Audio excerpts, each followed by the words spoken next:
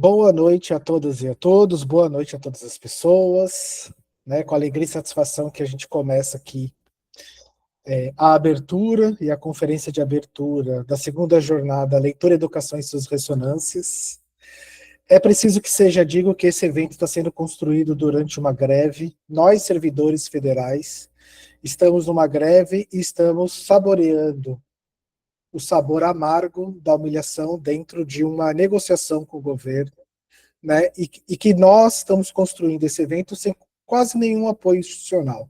Isso precisa ser dito, e precisa ser dito porque o IFAL, o Instituto Federal de Alagoas, em Santana do Ipanema, produz ciência, produz tecnologia, oferta ensino. Todos nós, servidores, na comissão organizadora desse evento, temos projetos de pesquisa, ensino e extensão, né? E carregamos e pulsamos conhecimento, ciência e tecnologia, a partir quase que basicamente da força das nossas vontades. Não queremos ser heróis, não queremos ser mártires, nós precisamos sim de dignidade, de infraestrutura, de bolsas de auxílio para a permanência dos alunos e das alunas, que sem isso a gente não pode fazer o nosso trabalho. É preciso se reforçar, né, que estamos aqui fazendo com nossa vontade, mas nós não queremos trabalhar por vontade. A gente quer trabalhar com uma infraestrutura digna e, principalmente, um tratamento digno perante ao governo e não migalhas de reconhecimento de uma negociação frente, né, à nossa tarefa em prol da igualdade e do desenvolvimento social e da justiça social, né? Então, fizemos e construímos um evento que tem 2 conferências, 3 mesas redondas, 15 minicursos, 12 simpósios temáticos, 112 resumos submetidos e aprovados e 573 inscrições, que para dentro das nossas possibilidades é um evento gigante, né? E só para fazer aqui um parênteses, no meio dessa greve, quando eu e o Odair estávamos tomando café, e o Odair falou assim, vamos fazer um evento? A gente imaginou que ia fazer um evento entre as pessoas conhecidas. E aqui, né, nós estamos no encontro do Brasil inteiro, mostrando a força que é o Instituto Federal, o Instituto, mostrando que o Instituto Federal produz ciência e conhecimento, e que para que tudo isso a gente precisa, né, ter a dignidade reconhecida como trabalhadores e trabalhadoras de educação, e que a gente também precisa de infraestrutura, de uma recolocação orçamentária, de novas contratações, e assim vai. Apresentava rapidamente o grupo de pesquisa responsável pela organização desse evento. O Leitura, Educação e suas Ressonâncias, ele tem 3 linhas de investigações, coordenada por 3 professores diferentes, né, sobre a coordenação geral do professor Odair de língua portuguesa. Nós temos uma primeira linha em o eixo de investigação, que é a linguagem, cognição e cultura, também coordenado pelo professor Odair. Temos também um eixo de investigação, discurso, leitura e leitura, coordenado pelo professor Welton, também de língua portuguesa, e um terceiro eixo de investigação, que é o Leituras do Social, sob a minha égide. Depois dessa fala e desse desabafo, que está gravado e registrado, gostaria de passar a palavra para o presidente da comissão organizadora da segunda jornada de Leitura, Educação e suas Ressonâncias, o professor doutor, cientista e professor de educação básica, produtor de tecnologia com PIBICs e PIBITs aprovados, Odair Silva. Obrigado, professor Leonardo. Depois de tudo isso que você falou, sobrou bem pouco para eu falar, mas eu gostaria de inicialmente cumprimentar todas as pessoas aqui presentes, todas as pessoas que não só se inscreveram, mas que apostaram nas nossas ideias, no que nós estamos compartilhando aqui agora, nesse momento, nessa semana. Agradecer a todos os colegas que também estão aqui presentes e que ingressaram essa comissão organizadora para configurar este evento e nas nossas vidas, nas nossas pequenas vidas, de quem mora no médio sertão alagoano, de quem mora numa cidade que tem cerca de 40 mil habitantes, que tem ainda uma infraestrutura educacional precaríssima, para quem trabalha numa instituição onde há cerca de 400 alunos e um curso superior apenas, um espaço de fala que fala também, e sobretudo, para as minorias, né, nas minorias. Então, dentro desse escopo, a gente se encaixa como minoria também. É desse espaço que eu gostaria de dizer que nós produzimos ciência, que nós pensamos também. E nós queremos continuar pensando. E eu fico muito feliz, muito mexido, muito tocado, quando a gente tem um conjunto de 573 pessoas que estão, de certa forma, como eu disse lá no início, sem a gravação, cada um no seu quadrado, mas nós estamos percebendo que dentro dos quadrados as pessoas estão se conversando. E é muito bom, muito legal a gente encontrar pessoas que estão pensando questões como as que nós estamos pensando, no campo da linguagem, no campo das ciências sociais, no campo da história, da filosofia, das mais diversas áreas do saber.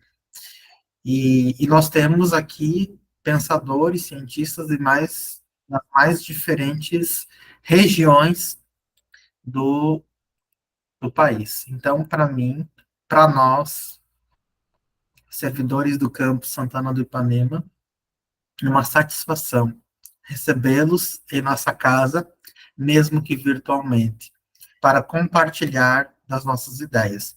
Peço que vocês aproveitem esses dias aí de evento. Nós temos uma programação muito vasta e robusta. Tentem aproveitar ao máximo daquilo que nós temos para compartilhar com vocês. E os nossos contatos também estão por aí. Fiquem muito à vontade para se sentirem à vontade para compartilhar as suas pesquisas em outros momentos. Eu gostaria de conversar, de dialogar. Nós estamos também à disposição. Isso aqui, esse evento é um ponto de partida, não um ponto de chegada. Eu gosto de pontos de partida, porque as chegadas elas são doloridas, mas os pontos de partida são felizes. Nós estamos num momento muito feliz. Bom evento a todos. Teremos uma semana repleta de atividades. O Sertão pulsa virtualmente esse congresso nesse momento, esse evento nesse momento. E agora a gente vai ter a conferência de abertura, o Érico Andrade, desculpa. Érico Andrade é psicanalista, filósofo e professor de filosofia da Universidade Federal de Pernambuco. Pesquisa temas ligados à identidade, sofrimento e racismo, com bolsa de produtividade em pesquisa pelo CNPq. Está presidente da ANPOF e compõe o coletivo Pontes de Psicanálise. Além disso, é autor do livro Negritude Sem Identidade, e também é alguém que eu tive o prazer de conhecer pessoalmente algumas semanas atrás. Passo a palavra para você, Érico.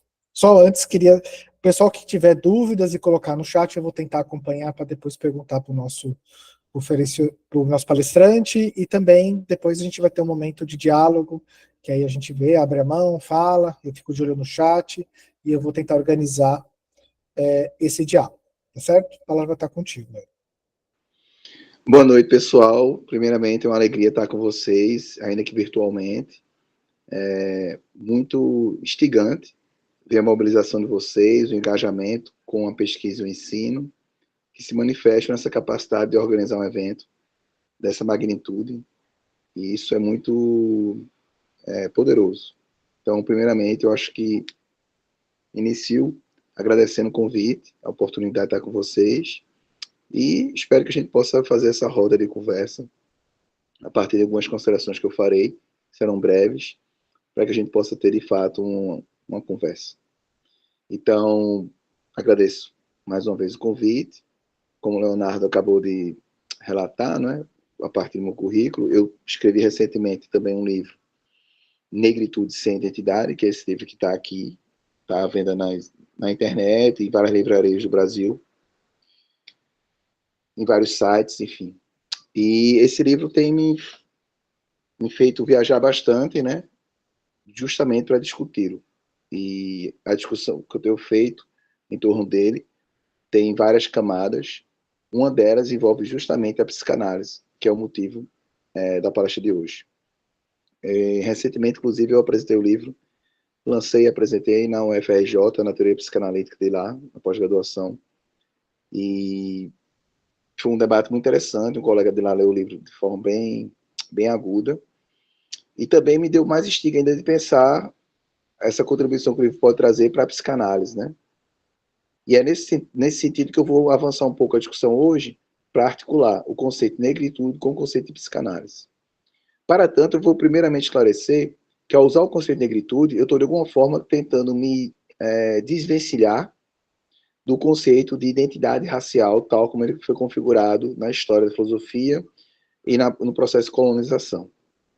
Eu gosto de iniciar falando que falar que a pessoa é negra na África não tem sentido algum, ainda hoje, menos ainda no século XVII, XVI, que as pessoas não se reconheciam por essa identidade.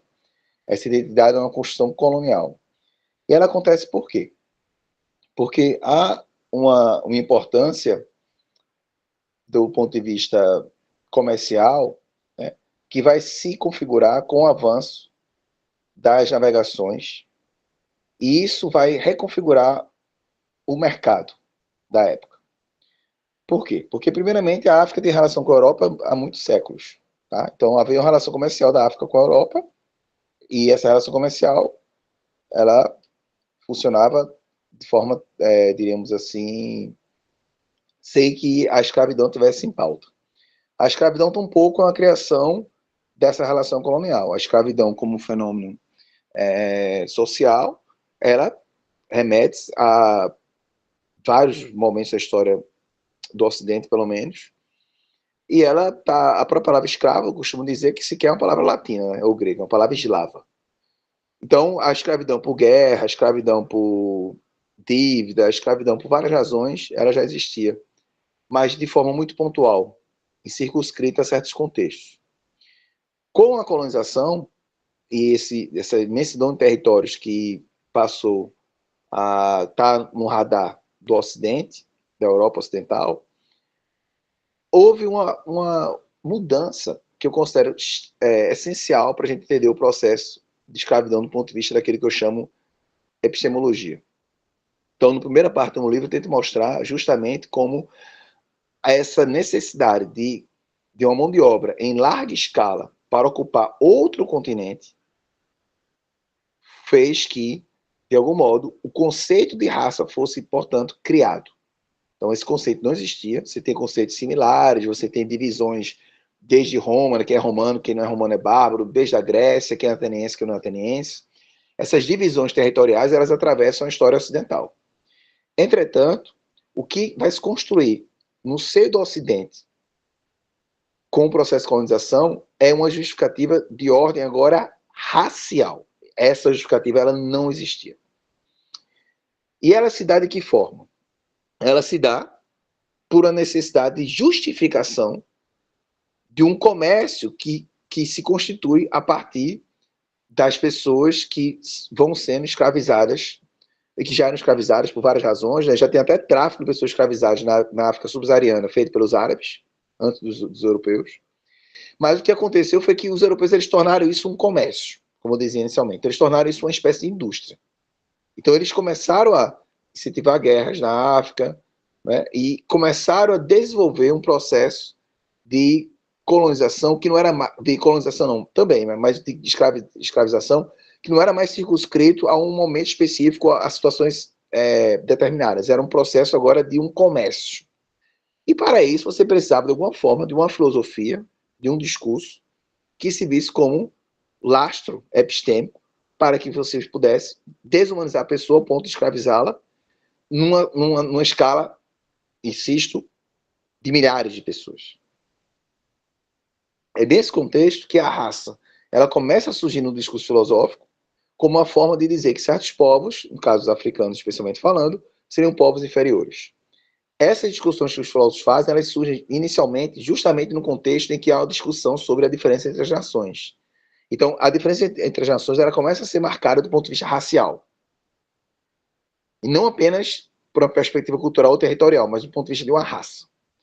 Isso vai ganhando corpo, teoricamente, quando se constrói, a partir de filósofos como Kant, ou cientistas como Gobineau, quando se constrói a noção de que é preciso de um conceito que possa condensar em si 3 elementos que são cruciais para o racismo. O clima, como uma suposta justificativa da inferioridade das pessoas negras, uma dimensão biológica, no sentido que há uma herança genética que se perpetua nas pessoas negras, que as torna degeneradas, e antropológica, no sentido de provar, segundo esses filósofos pensavam e cientistas, que a cultura negra é uma cultura que só produz inferioridade. Esses 3 elementos eles são cruciais para o conceito de raça. Pelo que vocês estão percebendo, portanto, a raça ela é posterior ao racismo. Ela é uma criação que vai, de alguma forma, oferecer o lastro epistêmico para um racismo que já existia. Então, o racismo deve ser entendido, portanto, como uma forma de discriminação social a partir de um biotipo, de uma estrutura física específica. Ou, como diria Francis Fanon mais tarde, epidérmico.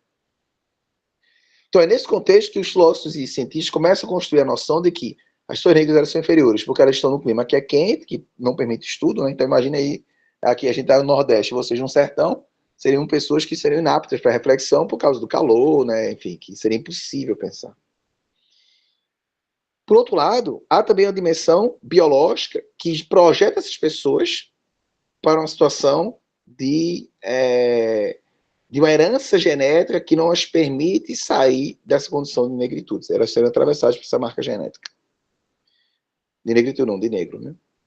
Por fim, e aí é uma dimensão que vai, por seu turno, nuclear vários elementos, que é a dimensão antropológica. Ou seja, as pessoas negras elas são incapazes de pensarem de forma abstrata. Então, elas, por exemplo, adoravam a natureza na figura dos orixás, porque elas não são capazes de construir um conceito abstrato de Deus, que é justamente aquele que não está no âmbito da Terra, mas está no âmbito do transcendente. Então, as religiões africanas seriam religiões, segundo esses pensadores, que demonstravam sua inferioridade. Não é? Então, de algum modo, a raça ela vai nuclear vários elementos que servem de justificativa epistêmica para o processo de escravidão de pessoas negras. É como se elas não fossem humanas plenamente. Isso vai ganhar um contorno mais radical com Hegel, que é um filósofo decisivo na ideia de que há um progresso na história e que as pessoas africanas elas estão fora da história porque elas não progridem. E elas não progridem por quê? Porque elas estão presas ao tempo imediato. Assim como os animais, que não são capazes de calcularem e planejarem suas vidas para além do crepúsculo do dia, as pessoas negras elas estariam circunscritas ao ambiente de tal maneira que elas seriam indissociáveis dele e, consequentemente, não poderiam planejar as suas vidas para além daquilo que se apresenta de forma imediata aos sentidos. Então, Hegel estaria, de algum modo, colocando as pessoas negras, como diz Achille Mbembe, fora do tempo. É nesse sentido que Lélia Gonzalez, por exemplo, denuncia o racismo na filosofia hegeliana. Ora, essas construções teóricas elas podem ser combatidas, elas certamente são, mas elas influenciaram profundamente o Brasil. Então, o Brasil moderno, que a gente pensa do ponto de vista mais conceitual do que provavelmente historiográfico, e, portanto, pensamos a partir do final da escravidão e a proclamação da República, esse Brasil moderno, que vai perdurar até a ditadura militar, e é um discurso que ainda está presente em parte da ala política, é o Brasil que entende que ser moderno é ser branco. Então, a escravidão ela vai ganhar seu fim do ponto de vista de um sistema legal, mas permanece o racismo como forma de organização social da vida brasileira a partir da noção de raça. Então, a raça responsável pela modernidade na Europa, justamente, será essa raça branca. Os filósofos, todos eles, acreditavam que a Europa era o centro do mundo. E o Brasil tem como política principal, considerando que a modernidade é o processo da branquitude, a imigração como projeto político. Então, o Brasil passa a imigrar pessoas brancas, europeias, para contrabalancear as pessoas negras que aqui estavam. As pessoas negras e indígenas foram mortas, muitas delas, genocídio extremo, primeiramente. E isso garantiu que o Brasil não tivesse muita gente branca como o Brasil tem hoje. Porque se a gente pensa que de 1550 a 1850, no Brasil, a cada 100 pessoas que entravam, 86 eram negras, o Brasil ainda tem muita gente branca. Mas tem justamente, por um lado, pelo genocídio, e por outro lado, que continua, diga-se passagem, e por outro lado, pelo processo de imigração. Ora, isso impacta a cultura brasileira, impacta o país, e vai impactar profundamente a psicanálise, sobre a qual eu vou me ater um pouco mais agora. Por quê? Porque a psicanálise brasileira, ela vem de uma tradição europeia. Ela vem inscrita no modelo europeu. Então, inclusive as pessoas que trazem a psicanálise para o Brasil, na sua maioria, eram brancas. É evidente que na história da psicanálise não é linear, que há diferentes posições, né? E já havia uma discussão de uma psicanálise popular na própria Europa, né? O que o Reich fez, as clínicas populares que existiam no leste europeu, a possibilidade da psicanálise operar sem necessariamente trabalhar com a noção de dinheiro, tudo isso já estava sendo gestado no próprio surgimento da psicanálise. Havia, portanto, um embate na psicanálise, uma luta, por assim dizer, pela psicanálise popular. Então, esse é um ponto fundamental. Mas mesmo lá na Europa, onde esse embate se deu, de alguma forma a psicanálise ela foi perdendo força, né, do ponto de vista daquela construção popular. E no Brasil, isso vem já com uma perspectiva fortemente centrada no consultório, uma psicanálise que a gente poderia chamar burguesa, no sentido técnico aqui do termo, porque é uma psicanálise calcada na noção de indivíduo, numa noção muito mais consonante com o que a gente pode chamar de certo liberalismo. Então, essa formação brasileira, sobre a qual eu falei, que está na primeira parte do meu livro, ela é uma formação profundamente racista. Certo? A psicanálise do Brasil, ela entra pelo viés da branquitude, já compondo esse projeto de modernidade brasileiro. É claro que você pode dizer que Freud é um crítico da modernidade, sem dúvida nenhuma, mas ele é um crítico por um lado, mas por outro lado ele também segue, de certa forma, a tradição iluminista. Ora, e aqui vem um ponto importante. Quando eu uso o conceito de negritude, é justamente para contrapor-me a uma identidade colonial que foi imposta às pessoas negras. Então, a negritude, como experiência estética, como eu digo no meu livro, ela constituiu um modo de ser que é decisivo para a formação do Brasil, do ponto de vista daquilo que a gente pode chamar de cultura brasileira. É nesse sentido que a negritude resistiu à identidade colonial, que achatava todas as pessoas negras, como se elas fossem uma coisa só, e nesse contexto, inferiores.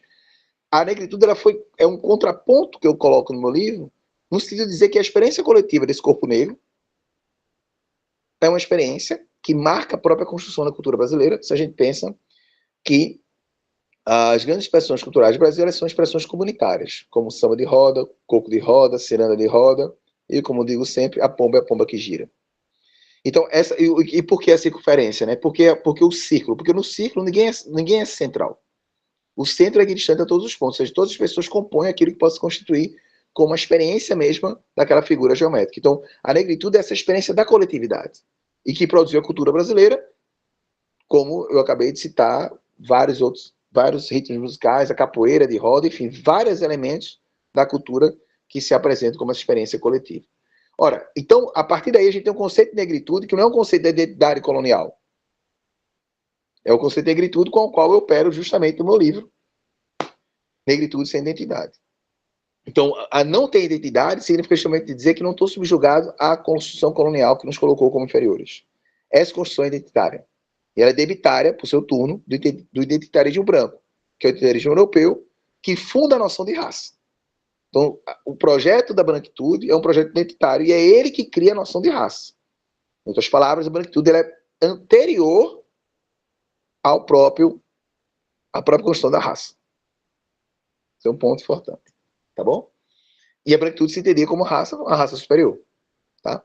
Ora, então, se a negritude não é esse conceito da identidade colonial, como a gente pode pensar a negritude agora no interior de uma dimensão do conhecimento humano, que é a psicanálise, que vem para o Brasil, ainda que no próprio Brasil, com diferenças e com pessoas como o Peregrino, a galera tentando fazer a psicanálise popular, mas vem para o Brasil fortemente ancorada nesse paradigma individual e capitalista. Burguês, para ser preciso. Como conciliar, portanto, essa experiência de negritude sobre a qual eu estou dizendo, sobre a qual eu escrevi meu livro, com uma psicanálise que é uma construção profundamente europeia e colonial, né? Ora, é nesse momento que eu queria ressaltar o que vai ser a última parte do meu livro, mas também que é o que eu vou pesquisar e estou pesquisando a partir de agora, é que para a psicanálise coadunar-se com a negritude, é necessário, primeiramente, reconhecer que a psicanálise é uma construção ela mesma da branquitude. Óbvio que Freud era judeu, Freud tinha várias ressalvas a questões, diríamos assim, de adequação completa e restrita à Europa, né? Mas a psicanálise, ela como uma construção teórica, ela é uma construção europeia. Tá bem? Ora, então, se não dá para dissociar a filosofia do projeto colonial, a gente também vai ter que pensar em que medida a psicanálise também não pode cumprir uma função igualmente colonial. Ou em que medida a psicanálise não pode funcionar, como diria Neuza Santos de Souza, como ideologia. Ou seja, como uma forma de endossar o ideal do ego branco como ideal social. Em outras palavras, em que medida a psicanálise não vai funcionar como um aparelho ideológico que coloca um modo de existir branco como um modo de existir correto, bonito, superior. E quanto reforça a inferioridade das pessoas negras. Para esse ponto, justamente, eu tenho pensado que a experiência da psicanálise negra brasileira é extraordinária para a gente repensar essas bases da psicanálise. Por quê? Porque, como psicanálise negra brasileira, a gente pega a Zildia Batista Nogueira, psicanalista de São Paulo, que fez o prefácio do meu livro, né? A própria Neuza, que eu acabei de citar. Ou pensadoras que não eram propriamente psicanalistas, no sentido que não atendiam, mas que eram muito familiarizadas com a psicanálise e dialogavam com ela, como a Beatriz Nascimento e a própria Lélia Gonzalez. Se a gente pensa nessas mulheres, a gente pensa que e a própria Virginia Bicudo, se a gente pensa nas mulheres, a gente pensa como a psicanálise brasileira ela vai lançar uma contribuição para a psicanálise mundial a partir do momento que ela coloca em xeque a psicanálise do ponto de vista de sua construção como um projeto de branquitude.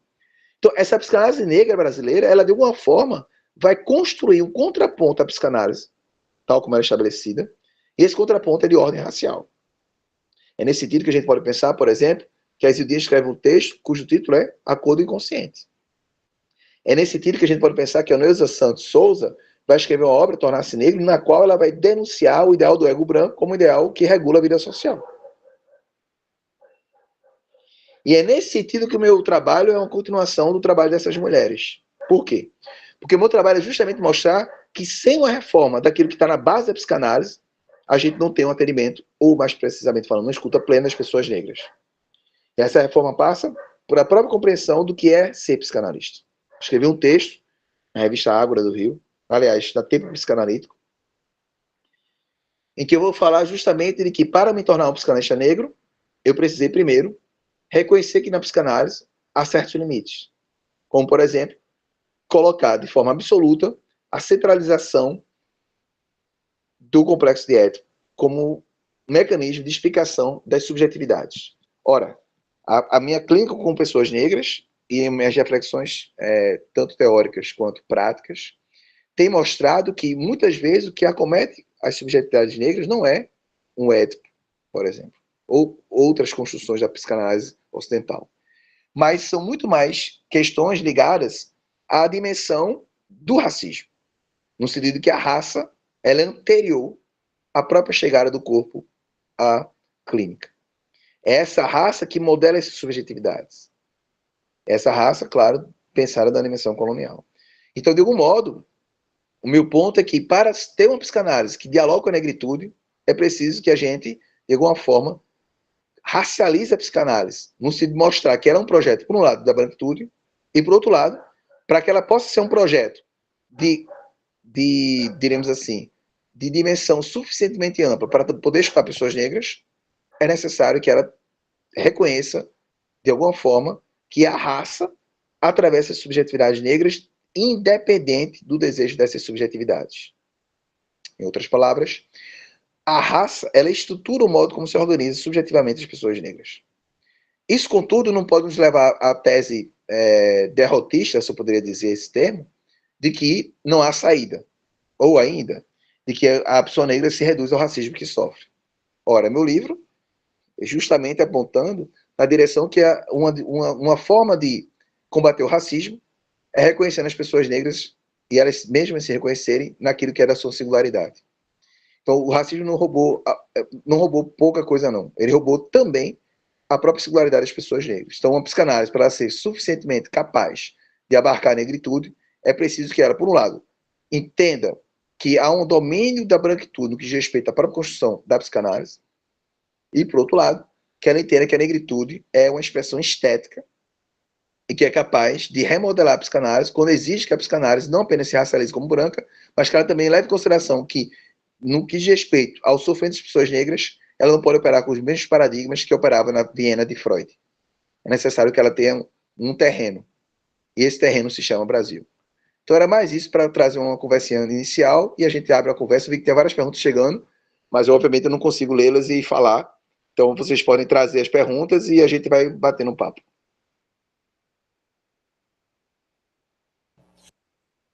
Muito obrigado, Érico. Temos aqui sim algumas perguntas. Mas eu queria pensar com você algumas coisas. Prometo que vou ser muito breve, assim, né? Achei interessante quando você disse que a negritude é uma experiência, né, do circular, mas aí mesmo assim não é uma experiência marcada pela diáspora, e nesse sentido também colonial, né, para ajudar a pensar. E assim, rapidamente, né, o Fanon ele traz uma noção de sociodiagnóstico. E eu tenho visto alguns autores trazendo, inclusive, que isso já está em Freud, né? O pessoal faz até uns exercícios mirabolantes para trazer, né? E aí eu queria entender melhor essa questão da raça que atravessa as subjetividades, porque, inclusive, eu tenho visto algumas pessoas falando que sociodiagnóstico na clínica tem a ver com as representações sociais. Né? Então, as pessoas sofrem de determinadas metafísicas da realidade que comporia, então, né, uma certa desajuste entre aquilo que é e essas representações, né? E aí eu queria saber se isso faria sentido para você, né? Então, nesse sentido, quando você fala assim, né, o ideal branco, então a gente está falando de uma representação social. E eu estou pensando isso porque talvez dá para pensar gênero também, né? Quando a gente vai atender uma pessoa que está longe da norma da cisgeneridade, por exemplo, será que a gente não está pensando também nessa questão de um direcionamento clínico a partir de um sociodiagnóstico, ou seja, né, de pensar em representações sociais e transformar essas representações sociais em históricas, discursivas, para que o sujeito possa escolher? E aí eu vou fazer o compilado das perguntas aqui, enquanto a gente dialoga aqui.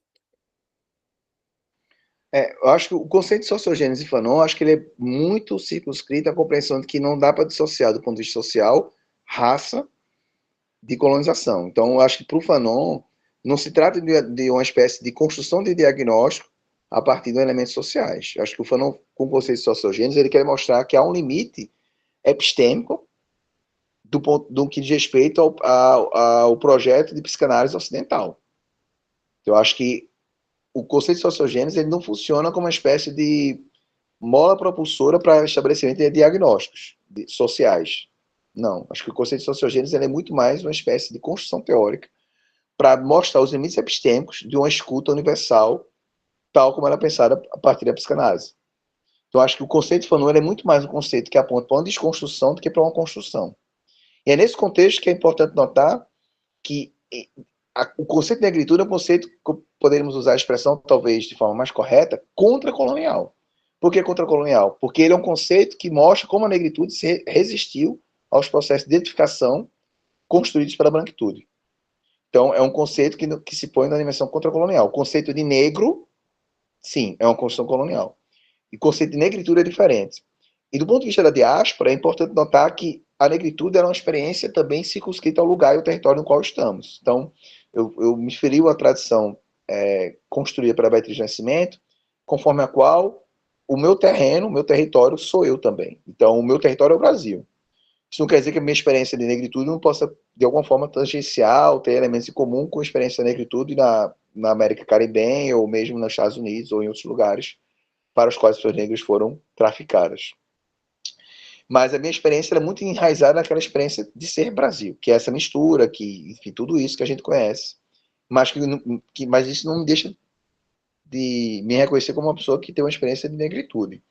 Agora, essa experiência de negritude ela é muito ligada à construção do território no qual estamos.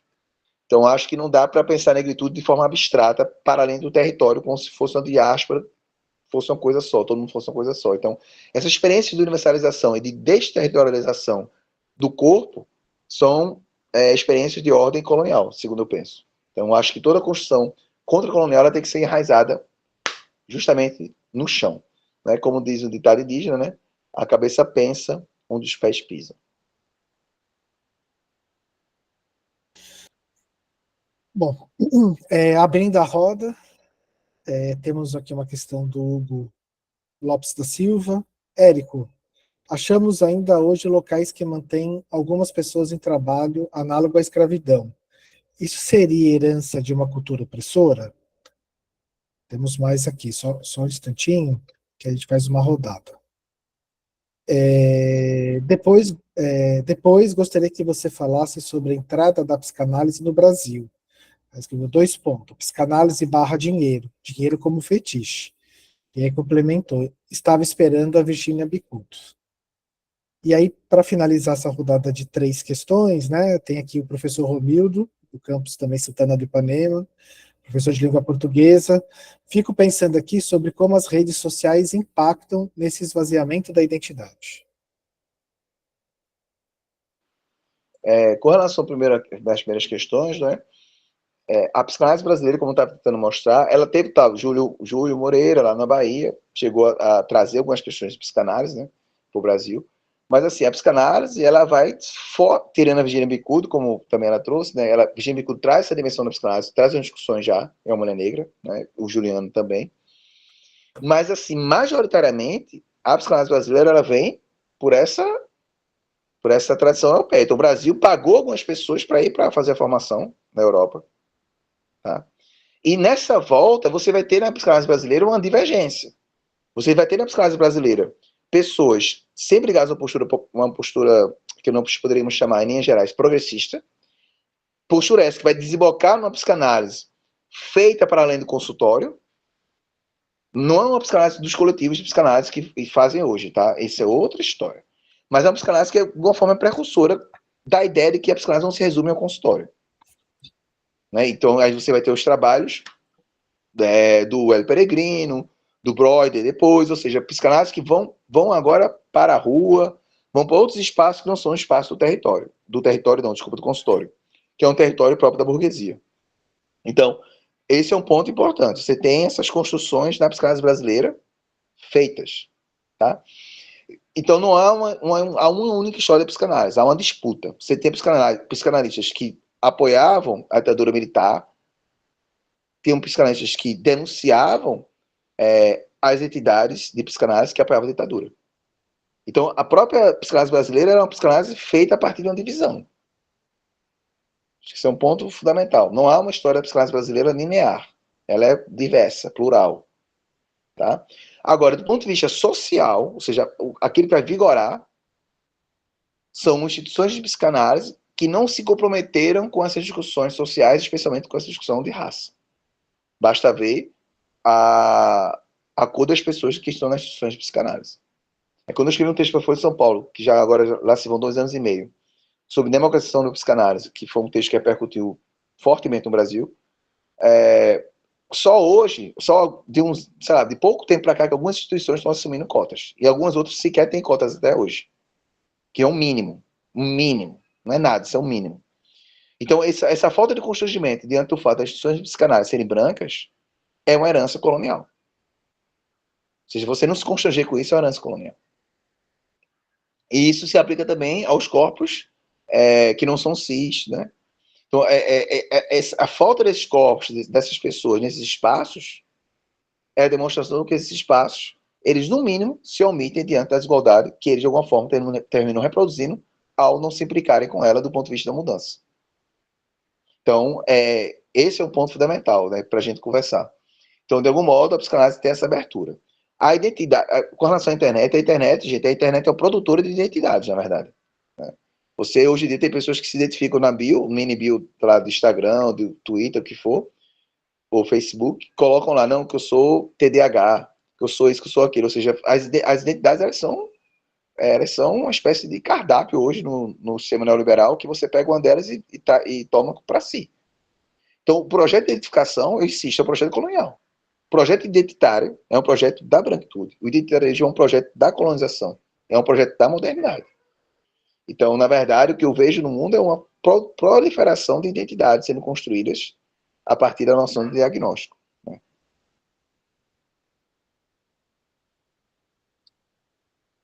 E aí, pessoal, alguém quer abrir a câmera, fazer uma pergunta, dialogar com o Érico?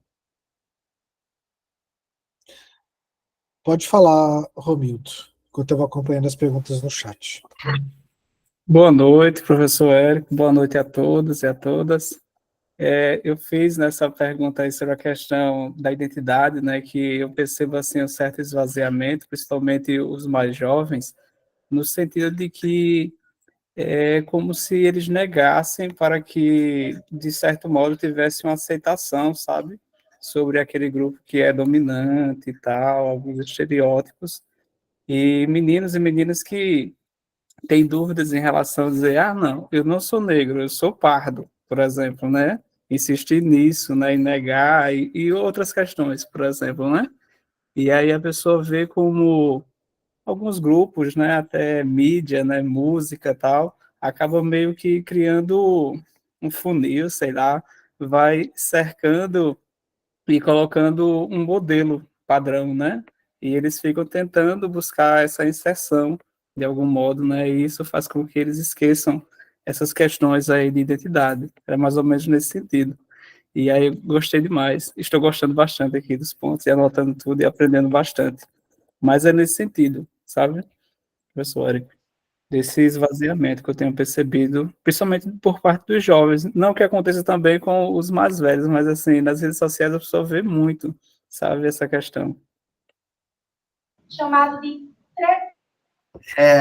Antes de passar para o Érico, eu vou tomar a liberdade de atravessar e só complementar sobre isso que o Romildo acabou de falar. Um estranhamento de algum tempo que eu percebo.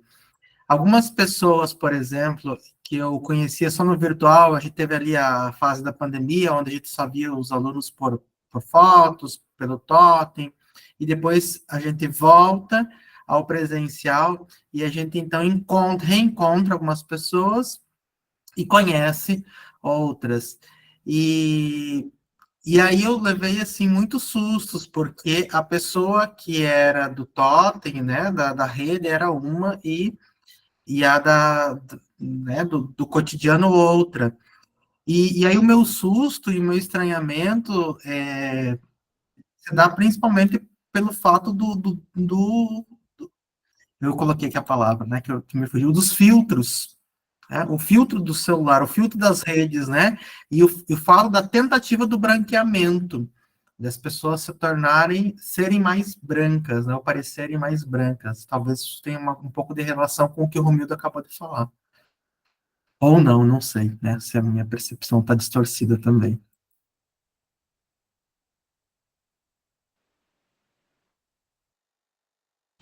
Quer pegar mais um comentário, que seria da Mayuli? Aí depois eu faço um compilado do chat. Pode ver, Mayuli. Oi, boa noite. Está dando para me ouvir? Acho que, né? Tudo bem, Érico? Quanto tempo? Eu acho que minha pergunta não tem exatamente a ver com isso, mas eu acho que tem a ver, assim. Uma coisa que eu tenho me ocupado bastante, assim, acho que me preocupado, é a neutralidade do analista, né? E aí eu gosto de pensar numa lógica de mito da neutralidade, assim, porque eu não sei se é possível pensar realmente nessa neutralidade, e aí me ocupa muito pensar a quem cabe essa neutralidade, né? Quem se beneficia do mito da neutralidade, assim. E se tu poderia falar um pouco sobre este mito da neutralidade associado a essa herança colonial mesmo da psicanálise, né? Porque, para mim, parece que as duas coisas dialogam muito, assim, né? Então, essa figura do analista distante, neutro, assim, né? E que, para mim, cai num lugar de mito, mas que é uma posição excludente, assim, né? Massa, Maíra, muito bom. Maíra estava comigo na rede de escuta marginais, né, que era uma tentativa justamente de fazer uma construção da psicanálise decolonizada e crítica, né? Então, esse é um ponto importante. Vai sair um artigo meu na revista Cult, eu tenho até que dar uma revisada agora, que é justamente, o título do artigo é Relato de um pardo implodido. Esse artigo da revista Cult, ele coaduna-se com o meu livro, Negritude Sem Identidade, que é uma tentativa de acabar com a categoria de pardo, no que diz respeito às pessoas negras. Porque a categoria de pardo, muitas vezes, foi uma forma das pessoas negras se defenderem do racismo, colocando-se como pessoas que não eram negras, embora fossem. Né? É claro que vai ter pessoas no Brasil que estão ali no limite, que é difícil decidir, etc. e tal. Mas o meu ponto é que o pardo é uma construção da colonização. Né? As pessoas, elas são negras, elas não são pardas. Né? E quando eu lanço meu livro no Brasil todo, cada vez eu fico vendo isso de forma muito notável, assim. Como pessoas que, praticamente retintas, se consideravam pardas. Ou moreno claro, moreno escuro, e essas variações que o Brasil tem. Mas o meu ponto é que isso é uma construção da colonização, por quê? Porque não há sentido em você se colocar como branco, né? E se você não está como branco, você no Brasil, e você tem algum fenótipo negro, você está na condição justamente da negritude. A negritude brasileira é uma experiência da diversidade, por isso que eu conectei a negritude ao território.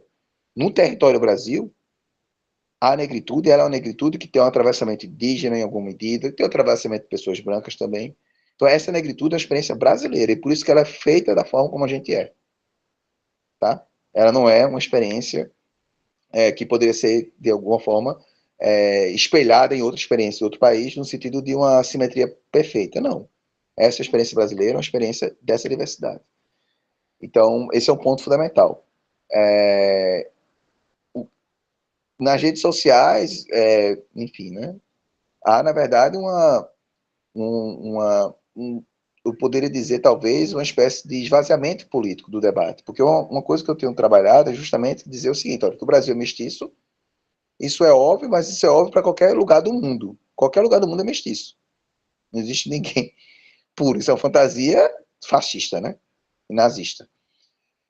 Então, a questão, qual o destino político que eu dou à miscigenação? E o destino político que eu proponho no meu livro é tornar-se negro. Então, no final das contas, meu livro é uma resposta para a Neuza, para dizer o seguinte: como eu me tornei negro, e não é Érico sozinho, mas como a corporeidade negra se torna negra. Esse é o ponto central do meu livro. E com relação ao que ele falou, é extraordinário, porque a neutralidade, ela tem cor, ela é branca.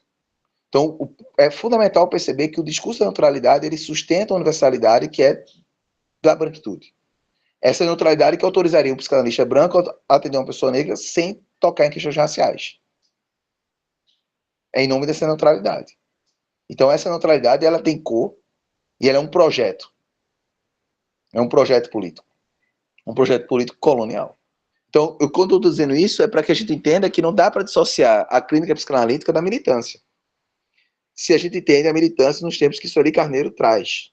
Isto é, como uma atitude de implicação teórica e prática com a existência. Então, obviamente a psicanálise é militante. E tem que ser.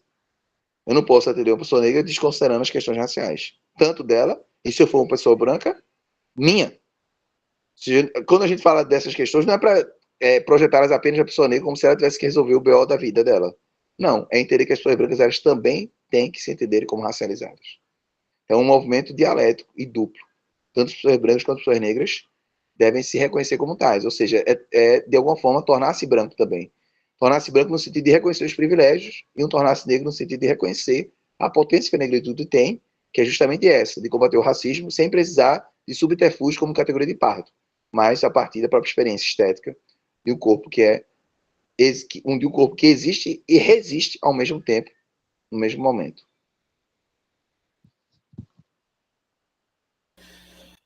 Rapidamente aqui, eu vou pegar aqui algumas perguntas do chat e já vou passar a palavra para a professora Elly.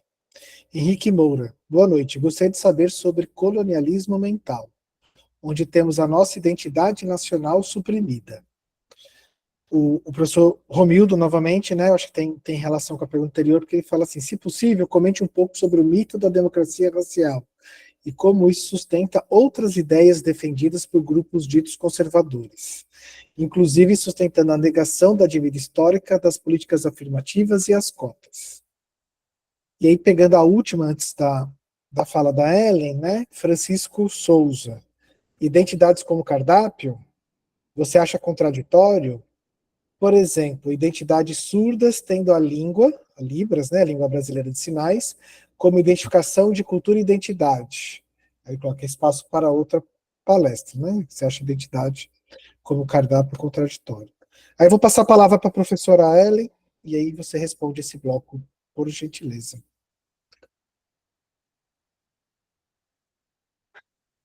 Boa noite, pessoal, a todos e todas. Primeiro, agradecer muito a toda a comissão organizadora do evento por trazer para a gente aí toda essa discussão, esse seminário tão rico. Parabéns, professor Leonardo, professor Daí. E realmente, esse pessoal do IFAL de Santana, minha gente, faz uma revolução em Alagoas, viu, professor?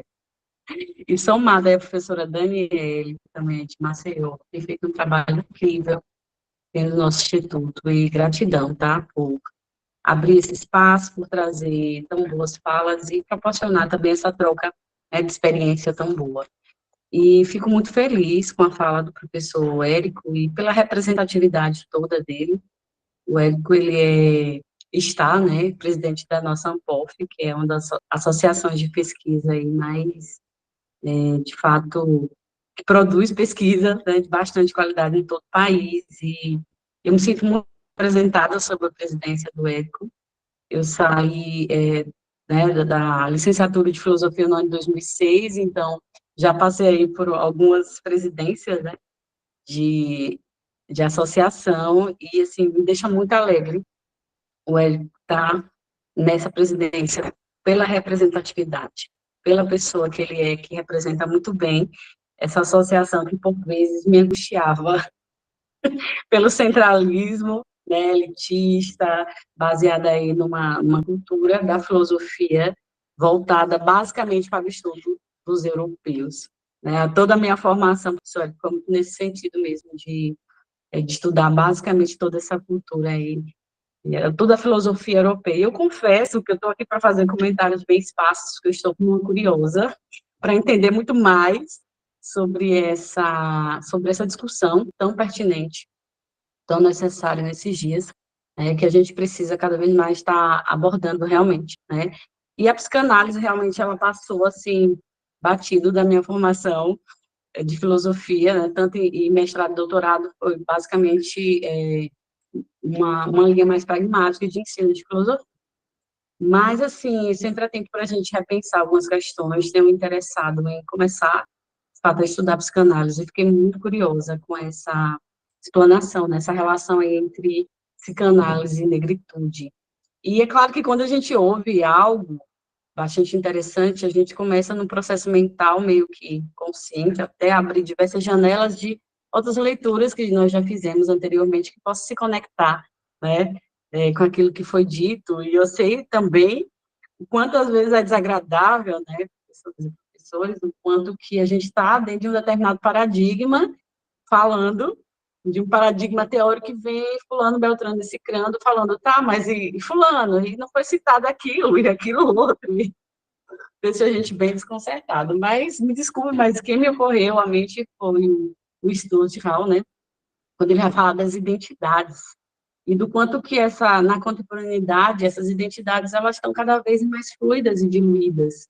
E quando o professor Érico começou a falar dessa questão, né, de que, se eu entendi bem, essa noção de negritude, essa ideia de raça enquanto algo mais generalista, foi uma criação, né, que não seria uma representação realmente do que é ser negro e ser negra, e eu queria muito ouvir mais um pouco sobre isso, porque enquanto você falava, aí minha pergunta ia ser nesse sentido, mas já foi bastante esclarecida, que você estava falando dessa questão dessas crises de identidades, né?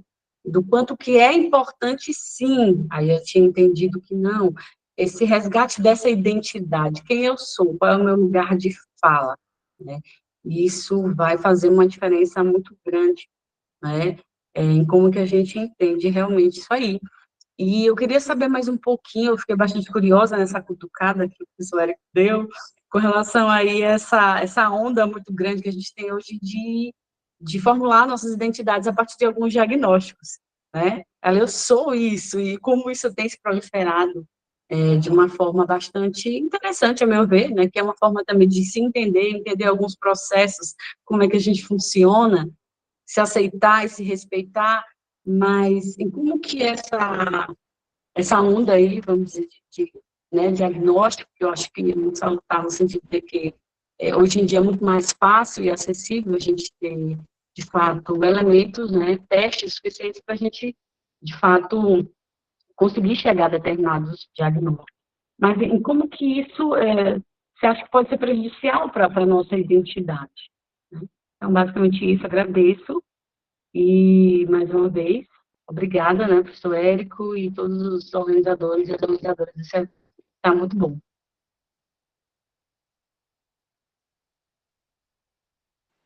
Massa, muito bom. Obrigado, muito obrigado pelo relato, muito legal. A Ampof Recife, que vai ser esse ano aqui, 30 de setembro a 4 de outubro, vai ser a Ampof mais negra da história. As mesas principais serão pessoas negras e pessoas não cis, será a última mesa. Então, é um momento histórico, de fato, que bom que você captou bem esse momento, né? Então, é você... E isso só é possível porque, de alguma forma, tornar-se negro importa, né? Tornar-se negro não é uma questão de se reconhecer apenas como objeto do racismo, mas é uma decisão política essencial de combatê-lo. Então, antes de ser uma espécie de vítima do racismo, eu sou também, como diria Vini Júnior, o algoz. Então, é nesse contexto que faz parte do processo de denúncia do racismo mostrar que a filosofia era um projeto racista na modernidade. Né, e que a raça não era um elemento marginal nas reflexões filosóficas, ela era um elemento que estruturava o modo como os europeus pensavam o mundo, e a partir de suas hierarquias. Então, esse é um ponto que eu considero crucial. Tá? E a identidade é uma criação da europeia. Identidade é um princípio que já está em Aristóteles, né, o princípio da identidade, e a identidade ela vai sendo construída a partir do modelo cartesiano, conforme o qual eu identifico comigo mesmo e com o desejo por essa identificação. Então, Descartes, como digo no meu livro, ele vai construir a teoria de que ele se identificou com aquilo que ele é, quanto pensamento, e que, ao mesmo tempo, ele deseja se identificar com isso. E isso constitui a experiência máxima do ser humano. Ora, essa construção cartesiana é a construção que é a base do identitarismo. Tá bem? Então, a identidade ela é um conceito que eu tendo a, de alguma forma, prescindir. É a razão pela qual eu uso o termo singularidade. Então, o subtítulo do meu livro é sobre as narrativas singulares das pessoas negras. Então, é pensar a experiência negra como uma experiência singular, e não identitária do ponto de vista dessa construção colonial. Então, isso não quer dizer que as pessoas não tenham singularidades. Pelo contrário, elas têm, mas elas têm singularidade justamente porque elas não têm uma identidade, que as reduza a um modo de ser específico.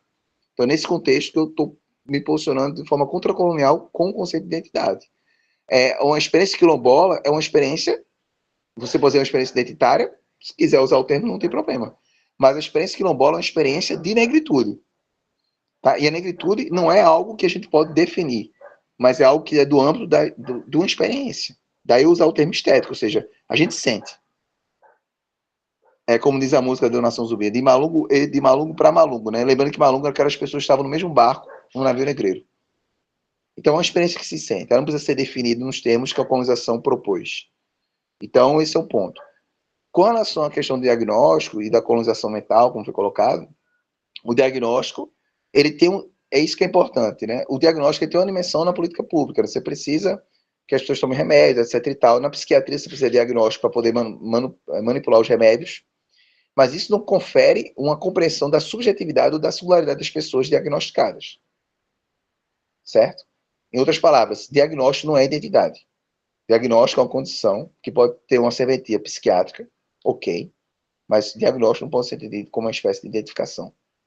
Então, essas tentativas de identificação com o diagnóstico, elas são próprias do tempo em que as pessoas precisam se reconhecer em grupos, e esse reconhecimento se dá por esse elemento identitário. Isso não se aplica à comunidade de pessoas surdas, isso é de outra ordem, tá? As pessoas surdas, elas têm uma experiência, um modo de existir, que é singular. Tá? É um modo de existir que é esteticamente e fenomenologicamente diferente do modo de existir das pessoas que não têm problema de audição. Então, mas isso não quer dizer que elas sejam menos humanas.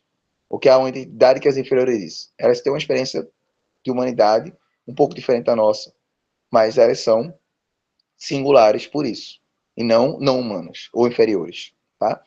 E com relação ainda ao diagnóstico, no sentido mais geral, o diagnóstico, ele insiste, pode ter uma serventia para uma política pública no que diz respeito à manipulação de remédios psiquiátricos. Agora, do ponto de vista da subjetividade, ele contribui muito pouco, para não dizer nada. Ou talvez até prejudique.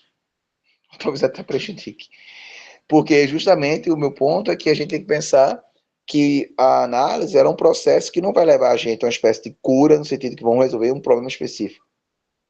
Ou que o diagnóstico ele resolve a subjetividade, não. A minha subjetividade não se esgota no diagnóstico. A minha subjetividade não se esgota no diagnóstico, nem tampouco ela se esgota numa raça. Ela está para além dessas coisas.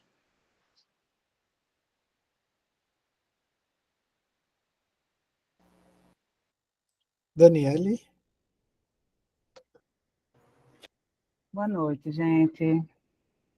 Obrigada, né, primeiro, pela presença de todos e todas. Obrigada, Érico. Eu queria fazer assim, uma provocação, já que você falou a respeito da psicanálise, né, que chega para o Brasil, que é europeia, que é branca, e, ao mesmo tempo, você fala da negritude como uma experiência coletiva, né? Aí eu fiquei assim pensando, né, como é que essa psicanálise que talvez se aproxime mais, né, do contexto brasileiro, né, da nossa realidade, né, da realidade da construção da própria negritude, do racismo nesse processo colonial no Brasil, como é que a psicanálise ela pode beber dessa experiência coletiva, né, se é possível, né, pensando nessa clínica que é individual, mas talvez assim a gente tenha processos, né, de cura e de cuidado justamente nessas experiências coletivas, né? É possível talvez pensar numa psicanálise assim, brasileira, mas no sentido de beber de algumas dessas experiências de coletividade?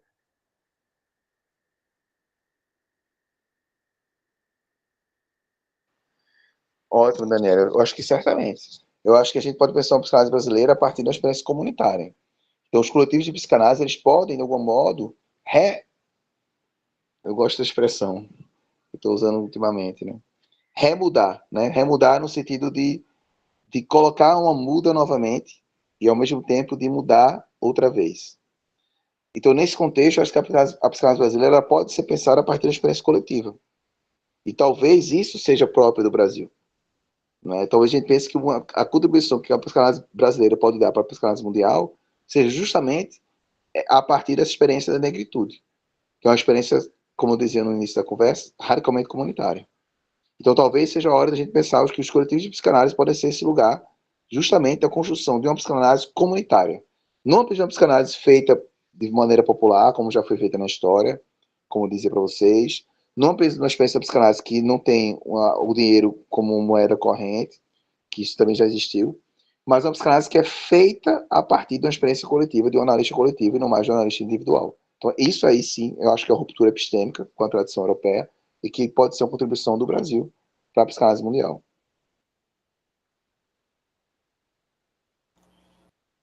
Eu acho que a gente vai já caminhando para o final, mas eu queria aproveitar a deixa da pergunta da Dani, e que você, não sei, falasse um pouco sobre a experiência do Pontos de Psicanálise, né? Eu e a Dani estivemos lá, sentamos numa roda, discutimos textos, a gente observou os atendimentos, que é numa praça pública, né? O Ponto de Psicanálise é um coletivo de Recife, de psicanalistas, que faz formação e atendimento clínico, me corrija se eu estiver errado, numa praça, a Praça do Derby, em Recife. Então, talvez se você pudesse trazer um pouco de uma experiência sua, nessa questão da coletividade de uma psicanálise brasileira, e também para falar de negritude, a gente agradece. Maravilhoso. A gente construiu um coletivo aqui em Recife, Pontos da Psicanálise, né? Já se vão mais de um ano. A gente conversou primeiramente, né? Várias pessoas da Praça Roosevelt, em São Paulo, da Psicanálise na Praça, tem lá em São Paulo esse coletivo, que é o mais antigo do Brasil. E a gente começou a pensar na ideia de estar aqui em Recife, fazendo esse movimento de atender pessoas da praça pública, né? E de forma em que os analistas atendem na maneira do rodízio, ou seja, uma pessoa vai um dia, vai no sábado, no caso, né, que é no sábado, de 10 às 12, que a gente está atendendo na Praça do Derby, que é um lugar central do Recife, um território de encruzilhada, então várias pessoas entram e saem por ali da cidade. E as pessoas vão sendo, cada sábado que você é atendido por uma pessoa, do outro pode não ser a mesma, enfim. Em geral não é, com raras exceções. E a gente faz uma discussão que a gente chama escuta de gira dos casos, em que esses casos eles são reanimados, ou recontados, ou relatados na forma de uma vivência nova, em que há uma discussão coletiva que não tem a finalidade de estabelecer o melhor diagnóstico, ou a melhor interpretação do caso, mas tem a finalidade de fazer as ideias fluírem, e quando possível elas confluem. Então é uma construção, que eu diria, da psicanálise, que tem uma dimensão profundamente contracolonial, no sentido de quebrar com a expectativa de que a psicanálise é uma atividade individual, ou que o analista tem que ser um só, ou que a transferência só se dá com a pessoa, e pensar a transferência agora na dimensão do coletivo. Então, é um coletivo que tem essa pretensão, né, que eu diria, de pensar também a psicanálise sobre a própria experiência coletiva que se realiza na Praça do Derby. Em outras palavras, é também uma forma de repensar, de algum modo, a própria psicanálise, a partir de uma experiência comunitária e coletiva como essa do nosso coletivo, na Praça do Derby, que atende as pessoas sem cobrar nada, basta as pessoas chegarem lá e elas são atendidas. Os casos são discutidos nas terças-feiras, que é hoje, inclusive, teve a nossa escuta de gira, e a gente segue rodando, e com essa roda, movimentando a psicanálise.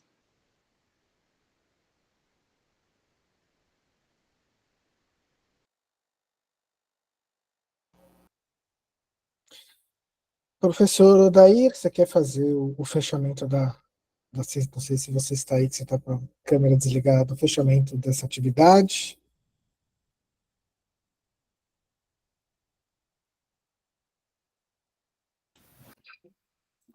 Aqui estava ouvindo ao mesmo tempo resolvendo algumas questões. Eu deixo a cargo de você fazer aqui o fechamento. Eu só preciso passar algumas orientações, alguns avisos a todas as pessoas que se inscreveram e que estão presentes, mas eu faço após a gravação. E eu acho que algumas pessoas também estão com algumas dúvidas, e aí eu já aproveito o momento também para sanar as dúvidas a respeito do evento. Mas eu agradeço o Leonardo por fazer essa mediação, o Érico por trazer questões que nos tocam e nos incomodam, ou deveriam nos tocar e deveriam nos incomodar.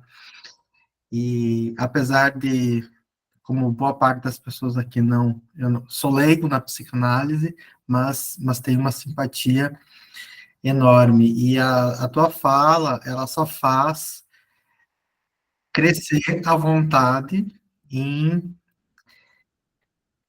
se eu posso usar essa palavra, em apropriar, né, de textos e de leituras. Inclusive, depois vou pedir para o Leonardo para pedir para você, que você fez aí pelo menos a indicação de três autores e de 3 livros, e como foi muito rápido, a gente não pode anotar. Eu acho que algumas pessoas também já me escreveram aqui paralelamente, para depois você passar para o Léo essas indicações, porque são importantes, porque, como eu disse no início do evento, aqui hoje são vários pontos de partida, e eu espero que a gente se encontre outras vezes, Érico. Léo. Eu acho que a principal indicação é o livro do próprio Érico, Negritude Sem Identidade, da editora N-1, que se encontra aí na internet, Amazon, enfim, né? E Tornar-se Negro da Neuza, a gente posso depois montar uma biografia com o Érico e divulgar nas vistas que isso é importante, né? Isso é muito importante. Então, queria agradecer a presença de todos e todos aqui presentes. Gostaria também de fazer um agradecimento muito especial ao Érico, que acolheu essa ideia de bate-pronto. Não estava nem com a agenda em mãos, parecia, quando ele acolheu essa ideia. Depois ele falou, oh, confirmei, anotei, porque ele acho que se animou com a perspectiva de estar aqui com a gente. Então, esse debate franco, de peito aberto, né? Depois a gente foi lá te conhecer pessoalmente. Então, agradeço imensamente o carinho de estar aqui com a gente, conversando com uma parte de Alagoas, uma parte do sertão. E temos uma semana exaustiva aí, acompanha a programação, amanhã tem vários minicursos, vários simpósios, temos uma mesa redonda, né, a partir das 20 horas. E, Érico, você quer fazer uma fala final, considerações, antes da gente encerrar? Só quero agradecer profundamente o interesse de vocês, a participação, a conversa, o debate, é isso que faz a gente se animar. Obrigadíssimo, gente. Então tá certo, pessoal, a partir de amanhã, Bruna Farias, eu acho que foi sem querer, quer falar alguma coisa? Bom, agradeço a presença de todo mundo, boa noite, e a gente se encontra nas esquinas virtuais do Segunda Jornada Ler a partir de amanhã. Um abraço a todas e a todos, e vamos aos estudos.